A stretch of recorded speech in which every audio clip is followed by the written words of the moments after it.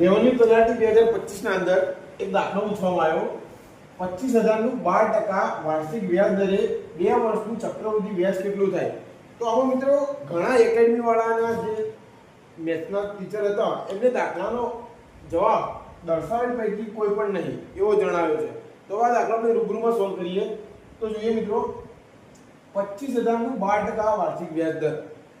આવો એક સિમ્પલ વસ્તુ સમજવાની, આમાં કોઈ કેલ્ક્યુલેટરની જરૂર નહીં. આપણે જે છઠ્ઠા સાતમાં ભણ્યા એ રીતે જ આપણે દાખલો ગણવાનો. તો 25,000 નું 10% કેટલું થાય વ્યાજ? 2500 રૂપિયા થયું. આ 10%, બરાબર. હવે એના 12% કીધા, 10% તો આવી ગયા, 2% રહે તો 2% કેટલું થશે? 500 રૂપિયા થશે. 25,000 ના 2% 500 રૂપિયા થયા. એના આનો ટોટલ કરીશું તો કેટલું મળશે? આપણે 3,000 રૂપિયા મળ્યું. હવે આ 3,000 મળ્યા એક વર્ષ માટે મળે. કેટલા? એક વર્ષ માટે 3,000. હવે આ 3,000 ના આપણે 25,000 ની અંદર પ્લસ કરીશું.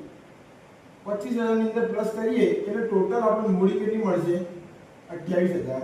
બરાબર. 28,000 રૂપિયા મળ્યા. 28,000 ના આપણે પાછા શું કરવાના છે? બીજા વર્ષ માટે 12% લેખે કરવાના છે.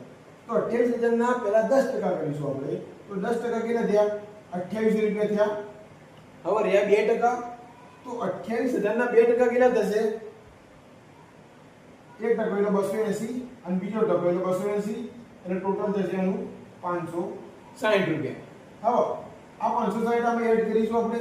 હવે 560 પ્લસ 2800 રૂપિયા એટલે જવાબ મળશે આપણને 60 6 13 તેનો એક તબલો 3360 રૂપિયા મળ્યા. પહેલા વર્ષ માટે કેટલા મળ્યા? 3,000 મળ્યા. બીજા વર્ષ માટે કેટલા મળ્યા? 3360 મળ્યા. બરાબર.